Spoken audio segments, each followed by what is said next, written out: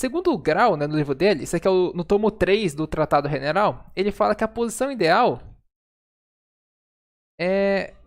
seria com os peões na casa inicial, né? Por que na posição inicial, né? Parece meio loucura isso aqui, né? Inicial. Porque quando a gente fala que os peões na posição inicial, né? É porque quando ele tá na posição inicial, ele não tem debilidade. A partir do momento que você avança os peões, né? Ele começa a ter fraquezas. Então, por exemplo, quando você tem um peão mais avançado, quando o peão está mais avançado possível, o que acontece? Ao lado dele gera fraquezas. Então, por isso que é importante essa ideia. Então, geralmente, quando você tem a sua estrutura está debilitada, a ideia é você manter eles em linha reta. Isso é uma coisa bem importante e legal de ressaltar. Mas vamos lá. Pergunta aí do Cut Chess, achei bem bacana, né? Quando que compensa defender um peão isolado? Tem uma aula aqui no canal sobre peão isolado apenas. E para jogar a posição de peão isolado, você tem que ter uma estrutura boa. Por exemplo, você tem que ter bastante peça no tabuleiro. E as peças têm uma posição ideal. Então, por exemplo, a estrutura do peão isolado, né, que é chamada... Você não vai cortar aqui o nosso layout. Estou fazendo o teste da página aqui. Ah, passou, beleza. A estrutura do PDI, né, que é o peão dama isolado, que seria o peão em D4 sozinho, ou D5, né, depende do caso. Você precisa ter uma disposição de peças ideal. Por exemplo, o PDI, você precisa ter um cavalo F3, um cavalo C3, um bispo em C2, uma dama D3, dama D3, torre 1. E se você conseguir montar essa estrutura de peças, a gente já chegou a estudar isso aqui uma vez, você tem o direito, né? Você pode pensar em avançar o peão de D5 e depois jogar bispo G5, que é umas posições bem legais, bem interessantes. Mas bom, galera, então esse é um exemplo. Então a gente entendeu aqui que hoje a gente vai falar sobre o nosso estrutura de peões, a gente entendeu a importância da estrutura de peões, e agora a gente vai analisar essa partida aqui do Sterk contra o Grau, uma partida bem interessante. E depois a gente vai entender os tipos de estruturas e a gente volta aqui para a parte texto aqui. Lembrando que essa aula vai ser hoje um modelo um pouquinho diferente, depois eu quero ver o que vocês acharam desse modelo aí, para a gente continuar nossos estudos dessa forma também. Mas vamos abrir com o nosso Lichess, tabuleiro aberto. E vamos ver a partida aqui do Grau contra o Sterk, uma partida que eu acho sensacional. Partida que está na introdução do livro dele, o tomo 3 do Tratado General de Ajedrez, e vai ser muito interessante. Então vamos ver essa partida aqui. Começou o cavalo F3, cavalo F6, D4, D5, né? O cavalo F3 é um lance que eu costumo dizer que ele é um lance coringa, né? Quando você joga um cavalo F3 na posição, muitas vezes é um lance que pode causar várias aberturas, né? Porque dependendo de como as pretas jogam, pode jogar D4, pode jogar C4, pode jogar uma hatch, pode jogar uma inglesa. Então é um lance bem coringa, porque é um lance que está presente em várias aberturas. Estamos com 47 pessoas aí, vamos deixar o like para ajudar a gente aí. Falta mais uns 20 likes aí para completar o número de pessoas. Vamos dar essa força pra gente aí. Deixa o like no comecinho, se não gostar, se tira depois. Aí fica tudo bem. E aqui C4, E6, cavalo C3, cavalo D7 e bispo G5. Essa aqui, segundo o Grau, é chamada a variante Manhattan, mas não vou aprofundar muito em aberturas aí, que hoje não é o tema propício para isso aí. E aqui bispo B4, E3 e C5 e cavalo D2. E agora vai ser o momento que a gente vai começar a analisar a posição. Você vai perceber que essa estrutura aqui é uma estrutura típica de gambito da dama. E é uma boa estrutura, tá?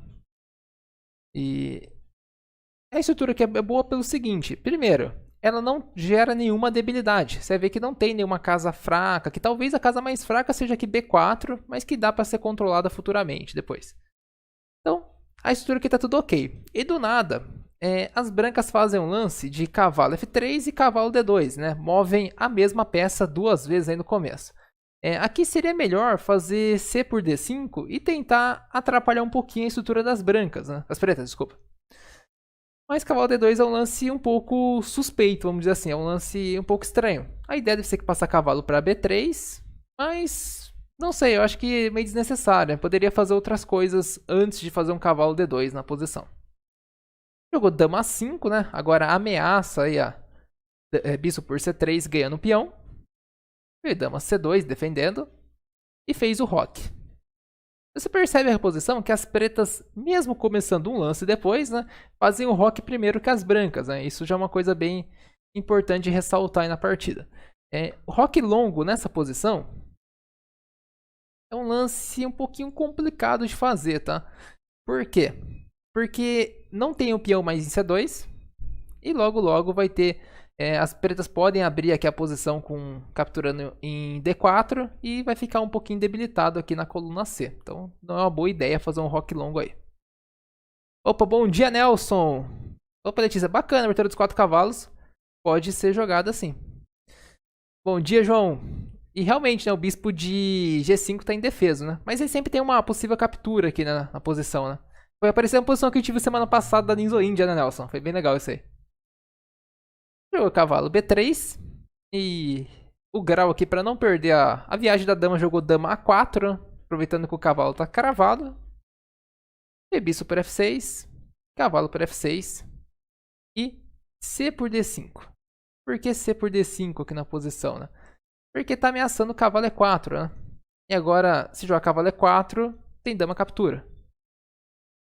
E antes já poderia jogar cavalo E4 e não teria essa possível ameaça. C por D4.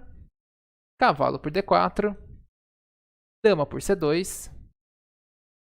Cavalo por C2. E agora eu quero convidar você a pensar um pouquinho nessa posição, né? Um minutinho aí. Lembrando que eu passo o relógio e depois você pode responder aí faltando uns 15 segundos. Só para não estragar o pensamento no chat. Como você poderia jogar aqui de pretas pensando na estrutura de peões? Pretas jogam na posição. Não é nada de lance tático, lance muito forçado, tá? É só para você pensar na estrutura de peões mesmo.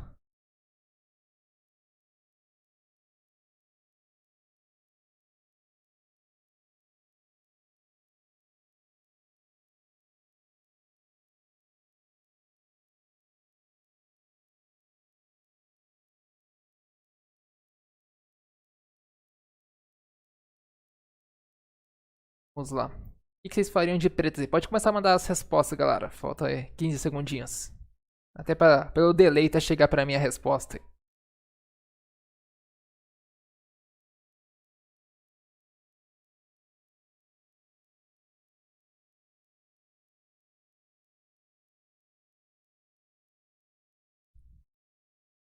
Vamos pensar nas opções aí. Aqui.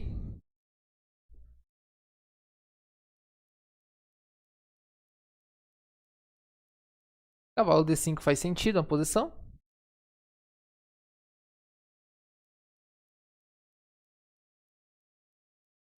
E depois de cavalo por D5, você tem uma ideia?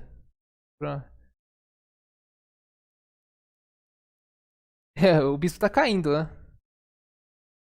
Exatamente. Ó, galera, toma cuidado que o bispo tá caindo a posição.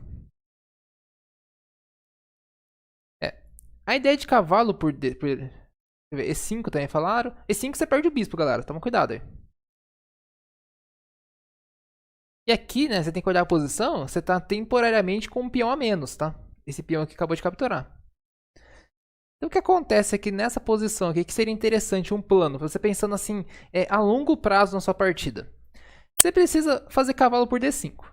Mas se eu fizer cavalo por D5 agora, nesse momento, o adversário vai fazer cavalo, captura bispo, cavalo, captura, e olha só a estrutura de peões. Ficou os dois lados com a mesma estrutura. E aqui você vai falar, pô André, mas eu tenho um duplex aqui na posição, né? Eu tenho um cavalo C2 aqui ameaçando um duplo, né? O adversário joga essa torre C1 e acabou o seu duplo. Não, aqui acabou o duplo, não tem D3 também. Então o que acontece, galera? No xadrez tem uma frase que é bem importante. Não lembro quem disse essa frase uma vez. Eu acho que foi o Michael Adams, se não me engano.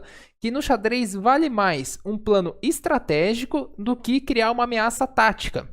E esse aqui é um exemplo bem claro, né? Você vai fazer cavalo por D5 para ameaçar um duplo em C2? Ou você vai fazer bispo por C3, peão por C3 e cavalo D5 e jogar contra uma estrutura debilitada do seu adversário? Então esse é um ensinamento que eu acho muito válido, porque a gente nessa faixa de rage, quando a gente começa a evoluir no xadrez, a gente quer muito fazer o golpinho, fazer um golpinho, fazer um golpinho. E se a gente for fazer o golpinho, né, a gente deixa de viver essas partes boas aí do xadrez. Então vamos tomar um pouco de cuidado com isso. Então aqui, cavalo E4 também é a mesma coisa, galera. O bispo tá caindo. Tomar cuidado com esse tipo de situação. Eu sei que vocês querem pressionar, mas o bispo tá no ar. Então o que o Grau fez aqui? Ele fez cavalo por D5 e ele falou nessa posição o seguinte, que as brancas estão estrategicamente perdidas aí na posição. E você pode pegar, fazer uma ameaça tática e tudo mais, né? Mas aqui a posição já está bem complicada para as brancas, porque isso aqui é uma coisa que vai ficar fixa a partida toda. Então, você precisa pensar a longo prazo nas partidas, né? E agora está ameaçando aqui C3, jogou C4. Ele mandou cavalo C3. Cavalo C3 é um lance bem interessante, né? Acho que muitas vezes as pessoas jogariam aqui cavalo B6. Estratégia permanente, exatamente, Nelson. Mas cavalo B6, o que acontece? A ideia do cavalo C3 é que em algum momento ele possa fazer o bloqueio do peão e também atrapalhar um pouquinho mais. Eu gosto de jogar em B6, você pode levar um C5 e depois vamos supor que ele consiga, por exemplo, só para ter uma visão a longo prazo, aqui, vamos supor que ele consiga fazer torre C1 e depois em algum momento ele consiga fazer C5 e C6 e se livra desse peão ruim, tá? Seria mais ou menos esse um plano que as brancas poderiam ter. Aí jogou cavalo A3. Pior das nossas peças é o bispo de C8, então vamos melhorar o bispo. Cavalo B1. E agora vocês têm que se perguntar, né? Vale a pena capturar o cavalo de B1? O que vocês acham dessa posição aí? Manda aí um sim ou um não aí na posição. Se vale a pena ou não tomar o cavalo de B1. Se vale a pena, manda sim. Se não vale a pena, manda um não na posição. Isso aqui é um momento bem interessante de avaliar essa troca.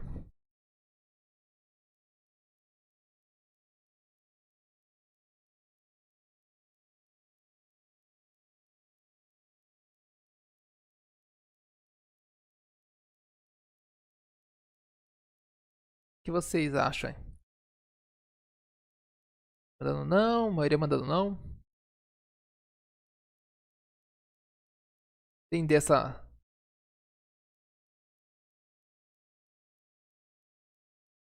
explicar por que não deve mesmo trocar esse cavalo aí. Tem que fazer uma posição dessa. É o seguinte. Qual o cavalo que vale mais nessa posição? O cavalo das brancas ou das pretas, né? Então, a gente já percebe que o cavalo das pretas, ele vale mais, né? Tá bem mais ativo na posição, né? Tá aqui na sexta fila. Já o cavalo das brancas, ele tá na primeira fila e tá atrapalhando a torre jogar. E se eu faço a captura, que seria muito ruim na posição, torre captura e ele já ganha um tempo no meu peão. Então, não deveria trocar mesmo. E foi isso que o Grau fez, jogou cavalo A4. Então, só que interessante o plano de jogo aí. E o bispo E2.